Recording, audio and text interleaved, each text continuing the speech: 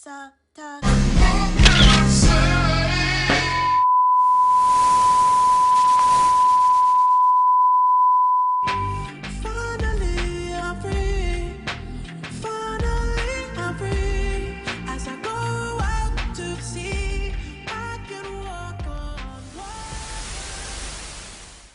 is the biggest story in the world. We are poisoning our kids at scale. It's just that simple. I believe it's almost genocidal. We're going to become a non-competitive, infertile country. We might be in the most consequential year of our lifetimes. Every system of healthcare is incentivized for us to be sick. The healthcare industry is the largest funder of mainstream media. It's the largest funder of politicians. It's the largest funder of medical research. It's the largest funder of civil rights groups. It's the largest funder of almost any institution we can think of. The pharmaceutical and healthcare industry spends 5 times more on direct political donations and lobbying than the oil industry. 95% of healthcare costs, 9 out of 10 deaths in America, are tied to foodborne illnesses, are tied to metabolic conditions. We're the only country in the world that allows thousands of additives in our food. We have an existential moment where our leadership and institutions have completely failed. We have to take decisive action to change the incentives.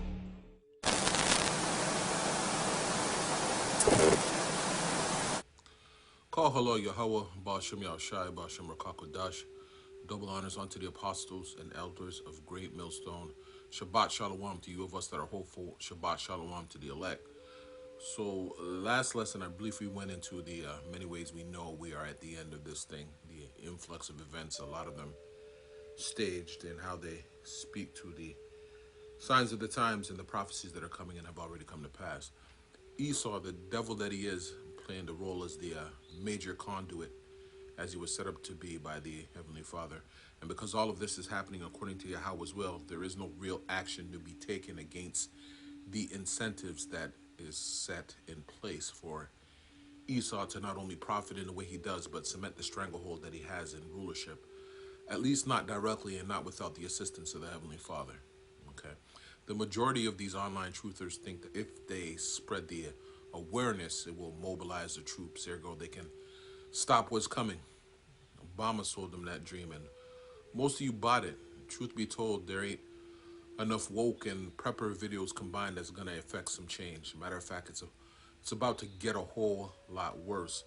The only thing we can do is trust in Yahweh Ba'ashem Yahushai and beg him to keep us from falling into the madness. In the meantime, our job is to continue to filter these things coming to pass through the scriptures as they unfold, and as the Spirit continues to reveal the wiles of the devil to those he's supping with and given the understanding.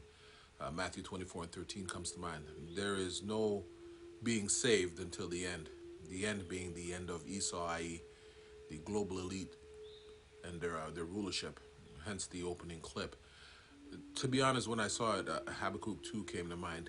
Interestingly enough, last video we ended on Habakkuk 2 and 4, so I'm going to continue on where we left off.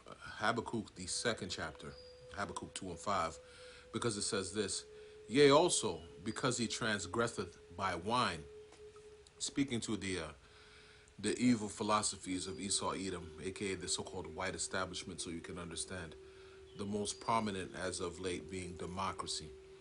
He is a proud man, neither keepeth at home, who enlargeth his desire as hell, and is as death, meaning Esau brings hell, death, destruction wherever he goes.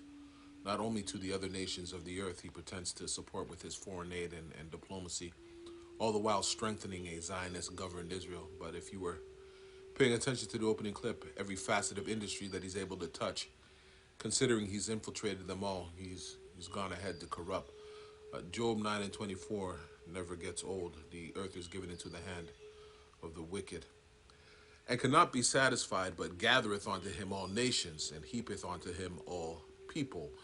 You know there's gonna be a point in time when the other nations decide that they have officially had enough of the double dealing and the oppression being spearheaded by the United States. In the, I guess, in the name of their allies, Israel at the top of the list. More and more now you're seeing evidence of that on display with the acts of civil disobedience, like what's happening in France and with the farmers in the Netherlands, even here at home with the protests and rallies being held at the Israeli consulate, and with the rioting taking place both here and abroad. Truth be told, the powers that shouldn't be are banking on it. So much so they're hoping the powder keg brewing turns from disobedience and unrest to war on the domestic front. Isaiah 19:2 says, "And I will set the Egyptians against the Egyptians, and they shall fight every one against his brother, and every one against his neighbor, city against city, and kingdom against kingdom." They're hoping that all the excess of emotions bubbling over from the masses, no matter the walk of life, from Mustafa with the bean pies to Rent-A-Cop Dave to Call a Cop Karen, from Sharkeisha to Joe Sixpack, the elite have been dousing the fire to the point all have had enough. Most are sick and tired of being sick and tired. What the elite are hoping for is the unrest translate into infighting amongst the average common citizen. Okay, the end result, of course, being civil war, what we call the schisms of ism, classism versus social equality, racism versus assimilationism. Look it up. Communism versus socialism. And truth be told, they're one and the same. The rich versus the poor, the haves versus the have-nots, the homeschoolers versus government-sanctioned school system curriculum, the anti-vaxxers, homeopathy, and the holistic approach with food and herbs as medicine versus the pro-vaxxers, the state, the Fed, and you guessed it, Big Pharma, along with the unlearned who don't see the real danger in genetically modified foods and organisms like those showing up in the vaccines as of late. They are getting ready to mandate. Let's go to Habakkuk 2 and 5 again. This time I'll get it in NLT. And I'll be honest, I'm not a big fan of these so-called translations outside of the KJV, being the King James Version is the closest to the Hebrew. And most of these other versions are not translations at all. Really, they're commentaries. But in any event, it says this: "Wealth is treacherous and arrogant," meaning those who cling to pride in self and not faith in Yahweh Bashem Yahweh Shai are never at rest. Two scriptures come to mind, Micah 2 and 1. "Woe to them that deviseth iniquity and work evil upon their beds. When the morning is light, they practice it, because it is the power of their hand." And in Psalms 36 and 4, "He deviseth mischief upon his bed. He setteth himself in a way that is not good. He abhorreth not evil." Okay, continuing on, and the he, of course, is Esau, Edom, and the global elites, starting with the 1% on down. Continuing on, "They open their mouths as wide as the grave," with their state regulatory agencies like the FDA and of course, their reference sources like the CDC, their legislative mandates and passing of draconian laws and measures. "And like death, they are never satisfied. In their greed, they have gathered up many nations and swallowed many peoples." And here they come now with their plans to do away with with paper money as legal tender, with the desire to implement a one world monetary system under the CBDC, the Central Bank of Digital Currency, along with the mandating of digital identification, which we know will only lead to the MOTB, the mark of the beast. In the grand scheme of things, all this pertains to the culmination of total control and undertaking of a new world order.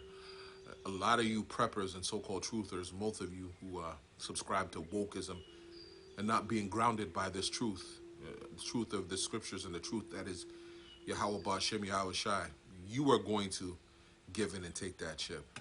There's no doubt about it. Let me play you this other clip that I came across, and then we'll close out. I didn't intend for this to be long. This is a plan that was agreed to by 179 nations. It's called the Agenda for the 21st Century. It's a totalitarian state being developed right now all over the world. It is the inventory and control plan.